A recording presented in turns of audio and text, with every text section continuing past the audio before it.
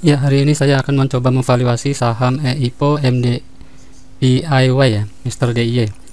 Ini atas permintaan teman, tapi sebetulnya ini sudah terlambat ya, karena sekarang kan tanggal 20. Sekarang udah tanggal 19 Desember dan sudah launching kemarin. Karena ada kesibukan di luar. Jadi teman itu meminta untuk memvaluasi MDIY, kira-kira recommended nggak? Kalau misalkan recommended, biasanya saya kasih tahu untuk membeli yang lebih banyak kalau memang sahamnya itu murah dan bagus ya. Nah, ternyata sahamnya ini sudah launching ya, udah telat. Sebelumnya di tanggal 28 November dia minta untuk valuasi saham AADI ya, EIPO pada saat EIPO. Kemudian saya coba hitung secara cepat dan ternyata hasilnya itu murah banget ya. Waktu itu saya rekomendasikan untuk membeli kalau bisa sebanyak-banyaknya gitu ya. Dan ternyata dia berhasil untuk membeli, dan saya sendiri pada saat itu menjual di harga 10.475 ya, sel AADI ini. Di tanggal 10 Desember, ini jamnya jam 9. Waktu itu sempat ke 11.000. Ini sesuai dengan estimasi perhitungan valuasi saya. Waktu itu kisaran saya itu resistennya itu 10.000 sampai 11.000. Nah, kenapa di 10.000 11.000 itu adalah resisten? Karena pada saat itu perhitungan saya itu di rasio industrinya itu memang dia berada di 10.000 sampai 11.000 gitu ya. Dan saya lepas semua ini 10.475. Dan sekarang sama ID-nya itu turun ya, dan saya belum pernah membeli lagi setelah itu. Nah, sekarang saya akan coba memvaluasi MDIY meskipun ini terlambat. Kita buka terlebih dahulu ya di sini ya. Ini adalah perusahaan yang hampir sama dengan AS Hardware. Dia emisinya 9% dari total saham sekarang. Langsung aja saya ketik, biasanya kan sebelum ya, langsung aja kita ketik sebelum, kemudian next lagi ya. Kenapa saya ambil data yang sebelum? Karena asumsinya perusahaan setelah mendapatkan modal itu hasilnya itu akan terasa 2 tahun ya ke depan, sehingga saya evaluasi agar lebih fair, mundur sebelum go public atau sebelum mendapatkan dana. Ini 24.938.488 ya, sebelum penawaran umum. Saya masukkan di sini 24.938. Nah, ini aja pembulatan ya, nggak apa-apa lah ya. 24.938.488.000. Oke. Kemudian jumlah aset, ini kata kuncinya apa? Saya sering lupa soalnya. Aset ya. Di sini dihapus dulu. Ctrl F ya, Ctrl F, kemudian aset. Nah, di sini laporan posisi keuangan, ingat ini 30 Juni 2024. Jumlah asetnya 48.44461. 48.44461 itu ya. Ini 1 jutaan rupiah ya. Jadi dikali 1 juta. Kemudian betul yang 48.44461. Kemudian aset ini apa namanya? Hutang ya. Biasanya satu halaman. Ini jumlah liabilitas 2711.986. 2711.986 1 juta. Kemudian jumlah equity-nya masih satu halaman biasanya. Ini ya 2132.475. Nah, seperti itu. Nah, karena posisi aset itu adalah akun real, maka dia tidak berubah, tidak periode laporan ini diabaikan ya. Ini kan posisi aset kan melekat setiap saat, setiap waktu.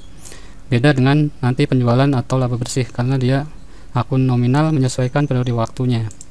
Nah, kita lihat di salesnya. Salesnya kata kuncinya apa? Kita lihat di sini kata kuncinya apa? Pendapatan ya, atau penjualan. Ctrl F lagi. Pendapatan, penjualan. Nah, penjualan aja ya, kalau nggak pendapatan ya penjualan gitu. Nah, ini posisinya 30 Juni 2024. 3205757. 3205757 kali 1 juta. Nah, ingat karena di sini rilisnya adalah 30 Juni 2024, maka secara kasarnya kita kalikan 2 karena ini pertengahan semester. Untuk di setahun kan berarti kali 2 ya. Ini tinggal dikali 2 aja, kali 2 itu. Nah, kemudian laba bersihnya biasanya paling bawah itu 534735. 534735. Nah, ini juga harus diperhatikan, laba bersih itu yang sudah dipisahkan dari pengendali ya. Nah, ketemunya ini harganya belum dicantumkan. Kita lihat ya, harga penawarannya pada saat itu taruhlah 1650 ya. Ini asumsinya kita belum go public ya. Ini kan saya agak terlambat 1 hari. Nah, ternyata ini belum dikalikan 2 semua ya. Sales ini sudah, laba bersihnya belum dikalikan 2.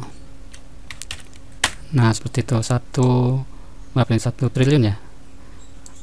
Nah, pokoknya ketemunya pairnya itu 38, price book value nya 19, ROE nya 50%. Nah, ini kan ROE nya cukup bagus ya, 50%, meskipun punya rasio hutang 1,3, tapi pairnya terlalu mahal dan price book value nya terlalu mahal. Jadi saya tidak merekomendasikan untuk beli sebetulnya kalau memang kemarin belum terlambat untuk memesan di order book building ya. Jadi kesimpulannya mahal. Jadi seperti itu caranya. Coba saya bandingkan di sini ya, di data jasa utama kapital sekuritas di Financial Compare. Di sini karena dia sudah rilis, maka coba saya langsung ketikkan MDIY. Nah, di sana ada teman-teman sahamnya ya, yang sejenis. Nah, coba di sini pairnya berapa dia kasih.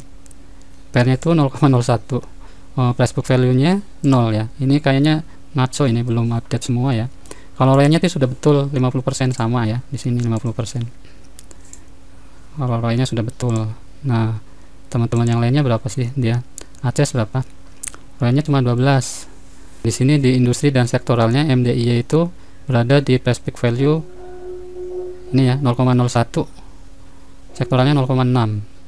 Pairnya 0,01, 0,11. Itu ya. Jadi mahal tetap ini sudah di mahal-mahal semua nih akses sebetulnya. Kalau perbankan berapa sih dia ya? Per industrinya sama pas price book value-nya ya. Ini 1,94, pairnya 13 ya, rata-rata 13 ya.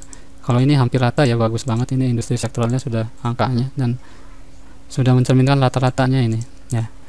Jadi seperti itu caranya, mudah-mudahan ini bisa bermanfaat. Terima kasih. Wassalamualaikum warahmatullahi wabarakatuh.